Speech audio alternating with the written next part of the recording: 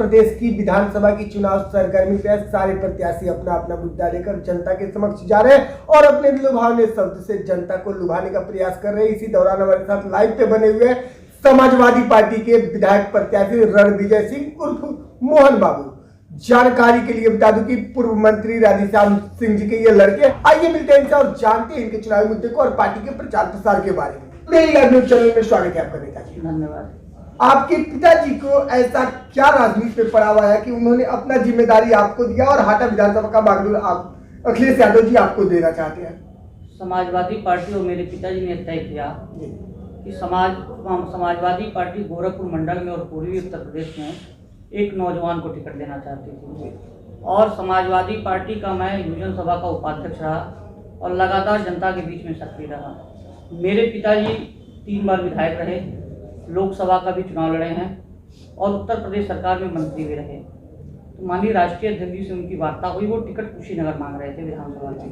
कुशीनगर किन्हीं कारण से नहीं मिला तो राष्ट्रीय अध्यक्ष जी ने मुझे यहाँ चुनाव लड़ाने के लिए कहा और पिताजी से वार्ता हुई।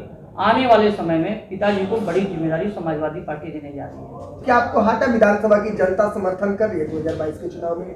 हम लोग पूरे जनपद में घूमते हैं कि केवल 2 विधानसभा में ही नहीं, पूरे जनपद कुशीनगर में और देवरिया में भी हम लोग लगातार सक्रिय रहे। मेरे पिताजी कुशीनगर चाहते थे, लेकिन समाजवादी पार्टी का निर्णय हम लोगों के लिए सर्वोपरि है और पार्टी ने जो निर्णय लिया है उसके हम लोग साथ हैं। रही बात कुशीनगर और हाटा की बात, तो मेरे पिताजी कुशीनगर में तैयारी जरूर कर रहे थे, लेकिन हाटा को भी हम लोगों ने नहीं छोड़ा था।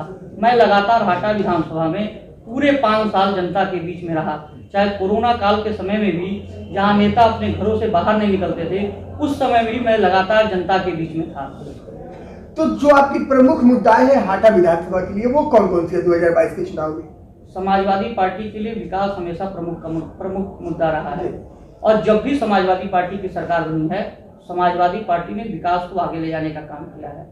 मेरा भी मुद्दा विकास का है और 2012 से लेकर 2017 तक जो काम मेरे पिताजी ने हाटा विधानसभा में किया, आज़ादी के 65 साल के अंदर किसी जनप्रतिनिधि ने नहीं किया। लेकिन 2017 से 22 तक हाटा विधानसभा बहुत पीछे चला गया। जिन सड़कों को हम लोगों ने बनवा दिया, उन सड़कों की मरम्मत भी जनप्रतिनिधि लोग नहीं करा पाए। विकास मेरा मुद्दा है और मैं स्वयं के घोषणा पत्र के साथ जनता के बीच में हूँ और जो भी घोषणा मैंने किया है जनता के बीच में 5 साल के अंदर एक एक करके मैं पूरा करने का काम करूंगा। कुछ प्रमुख मुद्दे हैं जिनके बारे में मैं आपसे जानना चाहूंगा। आजकल प्राथमिक शिक्षा जो है विलुप्त होते चला जा रहा है, सभी लोग प्राइवेट विद्यालय की तरफ बढ़ते चले जा रहे हैं। तो प्राथमिक शिक्षा पर आपकी सरकार की और आपकी क्या पहल होगी? समाजवादी पार्टी ने हमेशा बेसिक शिक्षा पर ध्यान दिया है। जब हमारी सरकार थी तो बेसिक शिक्षा के लिए हम लोगों ने लगातार ठोस कदम उठाए और अगर हमारे प्रदेश की बात की जाए, प्रदेश में वाकई में बेसिक शिक्षा का अभाव है। जब हमारी सरकार की याद करिए, लेकिन समाजवादी पार्टी की जब सरकार थी तो हर विधानसभा में एक विद्यालय को हम लोगों ने मॉडर्न विद्यालय बनाने का काम किया।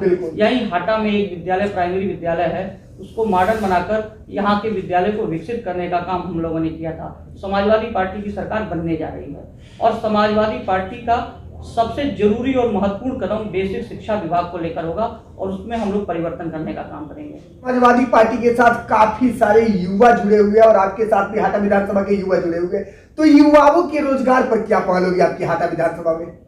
हाटा विधानसभा में ही नहीं, सबसे पहली चीज जब समाजवादी पार्टी की सरकार बनेगी तो हम लोग पहली कैबिनेट में 10 लाख नौजवानों को रोजगार देने का काम करेंगे और बिना लिखित परीक्षा के हम लोग सिपाही की भर्ती निकालने का काम करेंगे। रही बात हाटा विधानसभा की बात, तो अगर हाटा की जनता हमें अवसर देगी तो सरकार की जो भी योजना होगी हाटा विधानसभा में धरातल को उतारने का काम मैं करूंगा। और हाटा विधानसभा में मैंने तय किया है, यहाँ तमाम नौजवान जो रेलवे की भर्ती के लिए, आर्मी की भर्ती के लिए, सिपाही की भर्ती के लिए दौड़ते हैं, मैं लगातार उन नौजवानों से मिलने का काम करता हूँ। आप जाइएगा, घूमिएगा हाटा विधानसभा में, अगर घुमा होगा तो एक बेदूपार जगह है, वहाँ आप शाम को चले जाइएगा। एक बंचरा माई का स्थान है, वहाँ शाम को कभी चले जाइएगा। वहाँ तमाम नौजवान, सैकड़ों की संख्या में नौजवान दौड़ते हैं। मैंने तय किया है कि अगर हाटा की जनता हमें अवसर देगी तो जहाँ हम लोग सरकार की सारी योजनाओं को धरातल को उतारने का काम करेंगे, वहीं जो लड़के दौड़ना चाहते हैं, खेलना चाहते हैं, उनके लिए एक मिनी स्टेडियम की स्थापना मैं कराऊंगा।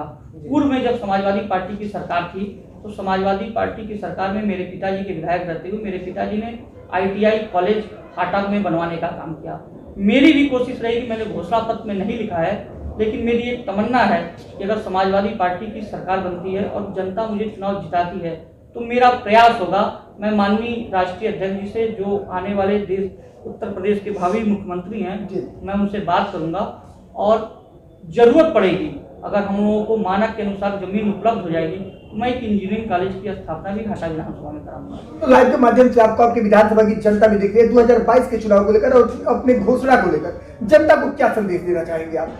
मैं जनता से यही कहना चाहूँगा कि मैं बिना पद के पिछले 5 साल लगातार जनता के बीच में सक्रिय था, उनके सुख दुख में आने का काम करता था। मैं हाटा की जनता से यही कहना चाहता हूँ कि मैंने जो अपना घोषणा पत्र बनाया है उसमें कई मुद्दे हैं। जो मेरा सबसे महत्वपूर्ण मुद्दा है जिसमें जो मैं लिखा हूँ, एक जो कोरोना काल में लोगों की मौतें हुई बेड के कमी के कारण, ऑक्सीजन की कमी के कारण, अगर हाटा की जनता हमें अवसर देती है और उत्तर प्रदेश में समाजवादी पार्टी की सरकार बनती है तो मैं एक 100 बेड का अत्याधुनिक अस्पताल हाटा विधानसभा में बनवाने का काम करूँगा। नंबर 2, जो सबसे महत्वपूर्ण मुद्दा है, मैंने तय किया है कि जनता मेरे घर मेरे दरवाजे पर काम के लिए ना आए, मैं जनता के बीच में जाऊं, उनकी समस्याओं को सुनूं। और इसी के तहत मैंने तय किया है, जो शायद किसी नेता ने न सोचा होगा न किया होगा, मैंने तय किया है कि अगर हाटा की जनता हमें अवसर देगी तो हर शनिवार की शाम को हाटा विधानसभा के किसी न किसी गांव में मैं सार्वजनिक जगह पर चौपाल लगाकर लोगों की समस्याओं को सुनूंगा और वहीं मैं रात्रि विश्राम करने का काम करूंगा।